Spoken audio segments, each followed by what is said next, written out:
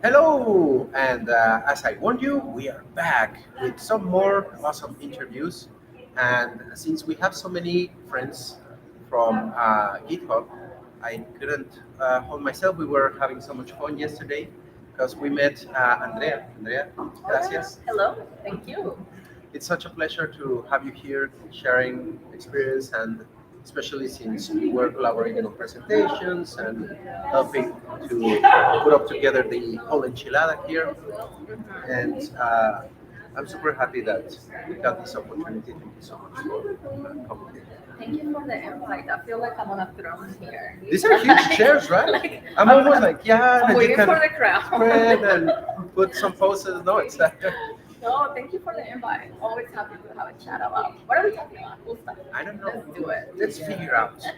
No, the first thing that I generally like to share with the audience and about the person on the other side of this talk, because it's not an interview. And it's like, what's up with you? What are you doing? What's your story right now, Andrea? I What's like that. Well, today is it a today? Is it today thing? No, right now. So I'm here, obviously representing GitHub. Some folks from my team.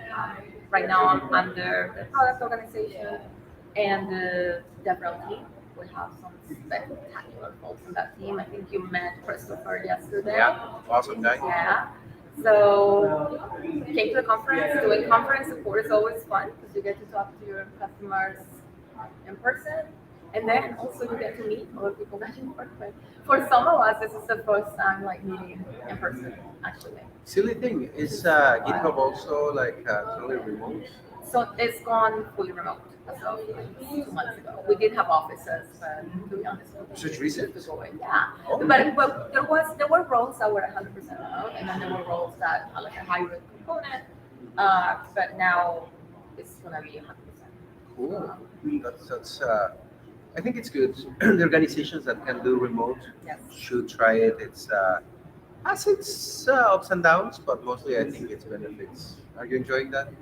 Yeah, I mean, I've been remote for years, but I think it fits for me because I'm able to do this. If I didn't have an opportunity to like travel and speak to the community, and like I think that would be like a little bit more. I gotta get out of the house. Yeah, yeah. So being able to, When you don't have a reason, it's kind of tough to keep that. it's true. Listen, it's true. So what is your role about? Like being here on the road, or what are your tasks?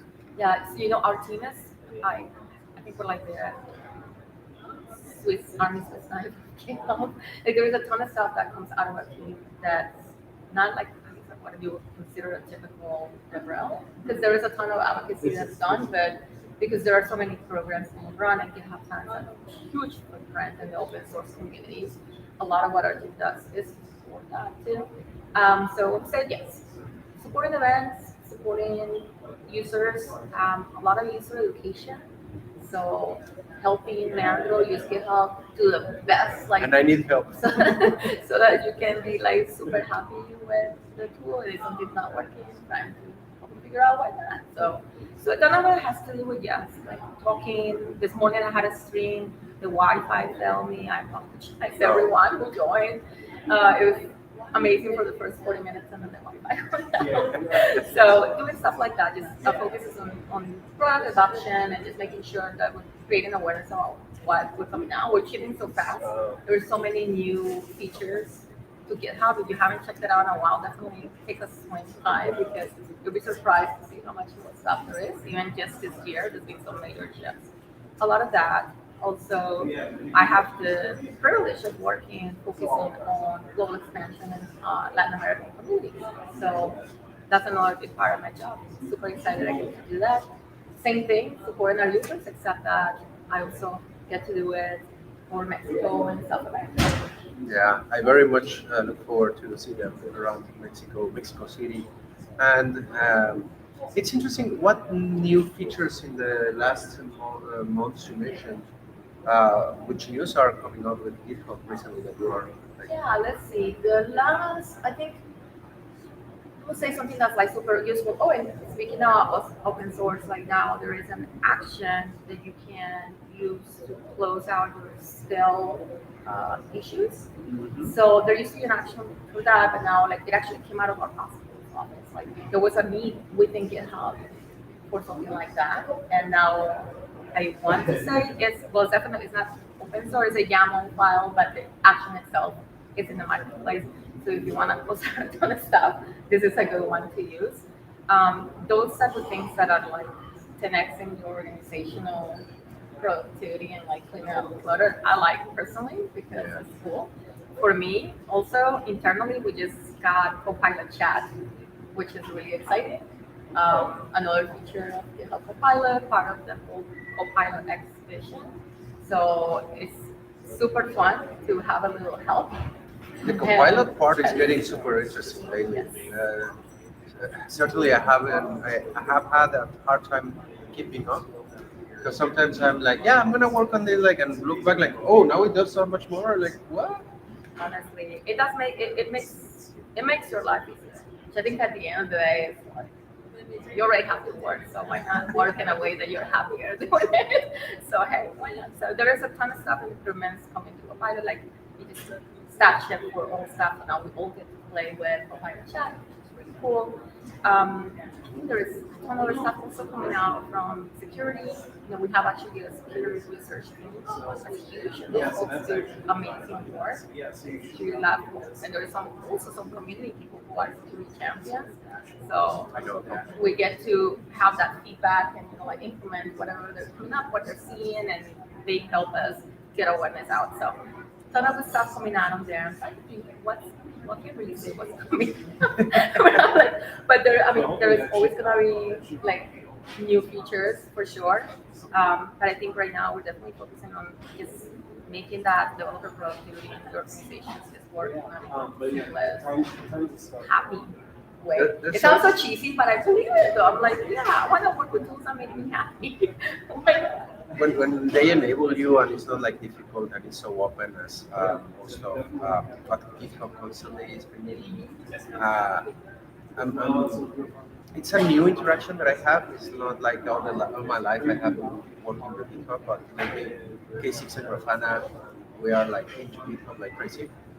They're like, oh, you can do this, you can do that, you can do, oh. And was something that yesterday we were talking to Christopher because all these new features, all these new capabilities, when you were saying what else is coming, I was like, for this summer, like coming this summer into your GitHub repository. But it's so much that at times I'm like, oh my god, now to me what's new, like the stars and all the like a social network as well. Oh, very much. This is what the developers are. And Yeah, very much. opening up those, it's funny because those interactions for developers that at times, I mean, I consider myself a developer as well, a old timer, but developer. And it's like hard to take us out and make us collaborate, coexist. And some of these things I see discussions and the check-in and this PR, pushback, and the defects. When you mentioned the defects like closing and all these things, I see use on that. I totally understand why that came about. And it's super interesting to be around presenting and helping people to embrace this. I totally share the feeling. And what's coming next? Because right now we are in Vegas, in Agile DevOps West, but you are on the road a lot of time, right? What's Yeah, next? yeah. So after this trip, I get to go to Korea. So Oh, excited. we And did. also, if anyone is joining the stream and would like to come, we're gonna, in partnership with Microsoft, support the post-build event. So we just have build with Microsoft conference, but there is going to be really GitHub presence. One of our phenomenal solutions engineers coming with me. It's gonna be doing demos on Copilot. So it's gonna be, I'll say it's gonna be a lot of fun. It's gonna be in Bogota on June 20th, and I can give you the tour URL. Yeah, we'll, Folks, we'll if try they to wanna, add it yeah, to the video description so that if anyone viéndonos desde Colombia no se lo you pierdan. wanna go, come on now. There'll be swag. There'll be swag. But yeah, it's There's gonna. always swag, so much awesome swag. That's another question that we were talking earlier. Like, Yeah. what's the most awesome swag? And that you have ever got? And Oh my gosh, can we send a question? Because the two of you gave me some good answers, but can we ask it for the folks that are watching? What is the best piece of swag you ever received that you're like, what? This is amazing. wow. Yeah, Please. please share with us because we are interested. Both of us are kind of like, well, who was kidding yesterday that GitHub is in the swag business rather than, Oh, we're a sticker company. right? Yeah. Yeah. So many stickers. Many of us like would kill for a decent few GitHub stickers and swag. But that's a very good question. What would you like? What have you been impressed? Like, oh wow, I got this. Like, no PS5s or no things like that. I wish. More Normal branded. swag. That would be expensive but cool. Like GitHub branded PS5. Imagine. Other than PS5s, please don't say PS5. I already planted in the mind of the audience. But yes, if you can send any ideas, that's a very good question. That'd be cool. I'll make sure to let Andrea know and we can maybe have some. Let's work with those ideas. And so Colombia, 20th of June, 20th of June in Colombia, Bogota. Bogota.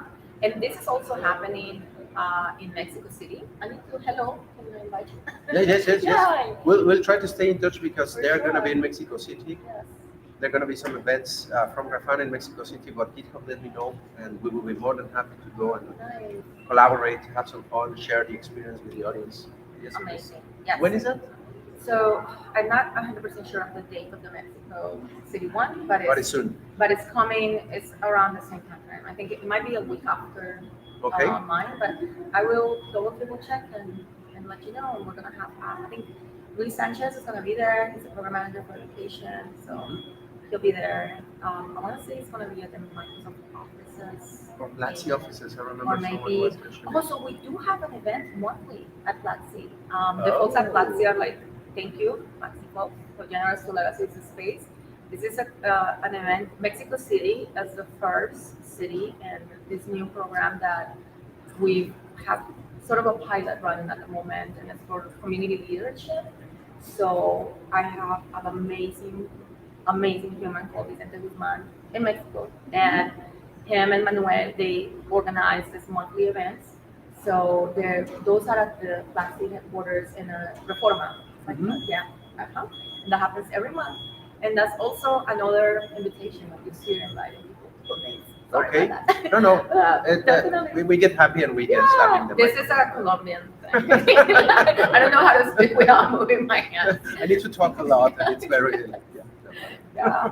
But the idea is to be able to support. There's a lot of folks already that are doing amazing community work, and I know there's been in the past tons of companies do great things to support those efforts. But as the situation changes and times get tight, those are the programs that typically get kind of like the first ones to go.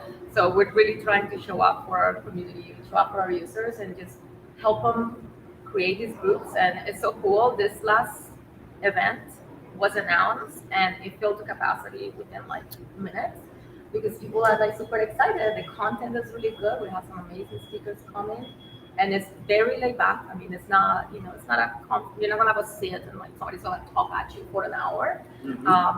The sessions are typically super interactive. Courtesy of GitHub, you get some cool food, and just get that connection, get to hang out with other developers and complain together, be happy together. So yes, in Mexico City right now, that's one of our first ones. We have 3 going on in Brazil, and then some folks in Guatemala as well. So Wait, are you gonna be on all of those? So for the in-person ones, I would love to come to one in Mexico City. I've not been able to TBD. one. TBD, because this month is on June 21st to close to the election. I was still here. Yeah, no. It's So, but definitely, I'm looking forward to the opportunity to come down there and see these folks again. I met both the organizers in person before. Actually, shout out to them because they came and supported us in Talentland and helped us run our stand. Yeah, did some demos. So they do an amazing job. They really do. And they don't work for GitHub. They're just folks that are interested in sharing knowledge with the community. So if you're watching and this is something that appeals to you, send me a DM, like I say. I'll be happy to help. Yeah. Because it's super. It's a nice way to It's like you create the environment you want to be in. We need more communities like that, and it's a great effort that they are pushing and trying and building that. Uh, this is what I'm trying to do as well, as much as possible. I really appreciate the effort that you are doing, that the rest of your team and friends, because not everyone is GitHub people, but of my hat, this is awesome. That's also why when we met last night and I was speaking Spanish and she was like, ¿hablas español? ¿Qué? Hola. No, well, so we ran into a friend, and I'm sure obviously you know Alejandra. Alejandra, yeah, right? friend. Alejandra, actually, I invited Alejandra to come and speak at one of our virtual things. This is how I know Alejandra. So I was like, this is when we met in person for So the you first knew time each last other night. before? Yeah, she was a guest at we do a Twitter space with Leandro from Salesforce, which we need to schedule it. You need to come and be on that, please. Sure. Yes. Yeah, of course. Yes, talking a lot about community and developer relations, and it's in Spanish. Oh, sí, So, claro. so we invited Alejandra, and oh my gosh, she dropped so many nuggets of wisdom. She's got like an amazing career, obviously, fantastic engineer and all that, but just like having that success on content creation and supporting a community around it, like she's awesome. So I haven't met her in person. The first time I met her was last night. Last night? Yeah. When I saw her That's speaking why Spanish so to much you, and I'm like, excitement. ¿Quién es ese? Who the hell is that? No, and speaking of career, Alejandra is also like another great example. And I am always happy to have women, ladies, mujeres, here interviewed when I meet you in this technology, QA, DevOps, IT. What was STEM areas? And I'm very curious. How did you start in all of this? And because I mean, Latina and women, that's tough, right? how much time do we have? This is We gonna be can an extend a all-nighter, little bit. all-nighter stream. Yeah, it is tough, and it's still tough for a lot of folks out there. But you know what? This is the reason why, as you know, I love folks. Like, oh yeah, so cool, you get to travel to all the things, but I promise you, we're tired. It's not easy. Yeah. But part of the reason is important to me for that very reason, because I want wherever I go, so that there's people that look like me, they see me, and they see themselves represented, and that is huge. Like you have to be able to do that.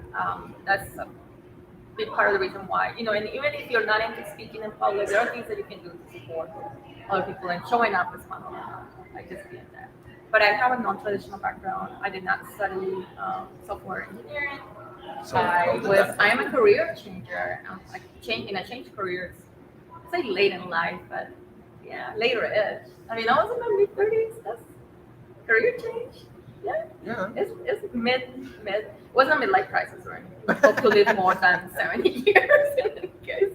But I've always been 30s is just 30% of the whole track. no. Yeah. But no, I always had I guess like the passion for technology, and always, you know how in your families, and you know, I mean, you're a developer, so you know, like usually there's always a person that's like when something's broken, like you're the person that they come to. Like, I can't log into this, and you're always the person. And I've always been that person.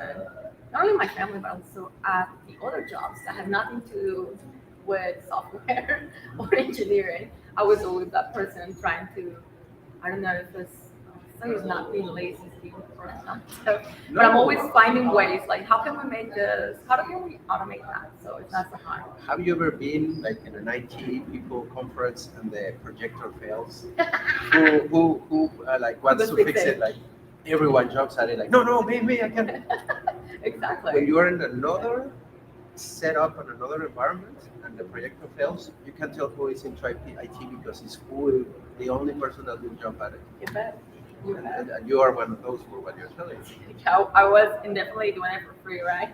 I feel like I was getting paid to do other things at other jobs, but I was mostly just trying to figure out how to like optimize whatever it was that we were doing. And using technology to make our lives easier. Mm-hmm. So that's always been a thing that I wanted to do. But having obviously been in adult career changer, not having the traditional, went to university, got my What was first the previous engineering. career? So I was in the army at one point in my life. Ooh. That's what I say. I mean, it's Time not. we got. Yeah. I was in service. I was in service for several years. Then I went and worked for a private like health clubs and did that for a while.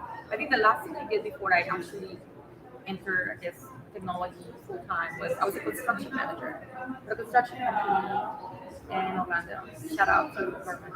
Yeah. So it's funny because that job was one of the jobs that actually made me like want to be more interested because part of my job was managing subcontractors, and there are so many ways and so many great software applications sorted out. So just kind of like the continuous thinking of like, how can I make that? How can I make sure things? I don't have to go on site because I can use this. So doing all that definitely like kind of kicked me in the direction. I started like trying to learn on my own. What were you learning? Well, I think the first started learning Ruby. Shout out to all the Rubyers out there. I wouldn't say I feel less confident in my Ruby right now than ever. But it was just, I think, I want to say at the time that was sort of I don't know if it was trending or what was going on. That's the reason why, when looking at what programming language I should start with, that was it. And so I started learning that, and then really because typically, and the same thing goes for a lot of things in life, but for like you learn one thing, so you learn how to learn, right? So then you can land whatever you land, you already understand sort of the concepts. You don't have to know, but you learn it. So learning how to learn, started doing that. Found an amazing organization, started volunteering with them, and then had an opportunity to be an apprentice in a technology job. Super just grateful that they picked me. And I mean, that was what really like solidified, okay, this is your career now. The new Definitely career. not going back to construction management unless it's a software company. Now, I mean, that builds because software, and there is a ton, and they're really in those days, it was construction is waterfall. So you have all those like project steps and the platforms and the software, Microsoft project and some non-software related projects. You brought back memories because you have to use it, and it's super awesome that you got that tangent and got into software and started learning. And Ruby is like what was like this hookup drug, or how is it like? And you get gateway drug. That was yeah. I think that's one of the reasons too, like accessibility wise. I think I remember reading, like because it's similar, not like natural languages, but it was like like the syntax of Trying it to be is like friendly. right, exactly. So for me, it's super intimidating. And listen, hindsight is one of these things. I remember like looking at things and thinking, yes, I can build that website. Like, what? Give me Saturday. I'll do it. And then starting to do things and thinking like, yeah, no, this is so much more complicated and there is so much complexity to everything. So the disillusionment that came from that motivated me to actually study more. It's been great though. I'm very grateful for my career and opportunities that I got, for sure. It's incredible how this determination and wanting like the adventure and trying to optimize things got you in the area. Any like in career change and all this, any setbacks around like being a woman in IT or being Latina? That, Again, how much time? Yeah, I mean, of course, I think like there's challenges, and I mean, I would that you say, separated or surpassed and yeah, I think like in this industry, I mean, and I've seen change, so we are Exactly. trending in a different direction, which is great. Just even in the time that I've been, it has changed a ton. I wouldn't say like I couldn't pinpoint to one specific story and think like this is it. I think a lot of the things that happen, a big part of it is like yes, preconceived assumptions. Obviously I walk into the room and like if I walk in with somebody else and it happens to be a man and it happens to be somebody, like the assumption is always gonna be like that's the professional person, and this is true of many, many other industries, not just technology. So it's definitely tough. I feel like no disrespect, but like underrepresented communities, like we have to like not only get the job, but then prove that we can do the job like 2 or 3 times, and still you second guess yourself every step of the way. You still think like they're gonna find out I don't really know what I'm talking about. imposter syndrome. Yeah, It's like That's it happens. It happens. So yeah, I mean, it's definitely been challenging. I think one of the things, and this is a piece of advice that I give to anyone if they're looking for a job, is definitely do not undersell yourself. Like, know and appreciate your value. It's There's one of the toughest things as a career changer too, because you start at a certain level, obviously very entry level. Even at an entry level, you can still advocate for yourself and make sure that you're coming in at the level that you should be, and that there is a progression path for you to get to what like your ambition is, and start thinking about that now. And that's tough. I didn't do that. I was grateful for the job. So like whenever they call me, I'm like, yes, what do I sign? That's what I did. And it's tough because then once you're in, continuing that growth and trying to level up is 10 times harder. So advocate for yourself, know your value. Don't sign, don't accept the first thing that they tell you. No. Yeah. Never settle. Yeah. And that's really interesting because many people is like, yeah, I'm not enough. I'm kind of stupid. I cannot do it. Don't let that get into you. Bad. And don't be stopped by some of those limitations of things like I would say even like fake it till you make it and keep pushing, keep growing. I like the recommendations and keep growing. That's the most important one.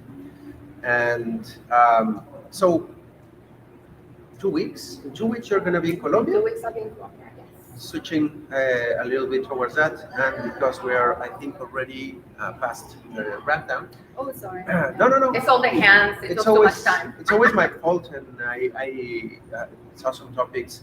I will, if it was for me, this would last for 2 hours, 3 hours. Just like a Lord of the Rings movie in an interview. But no. Well, first of all, Colombia. Stay tuned. Nos vemos el 20 de junio.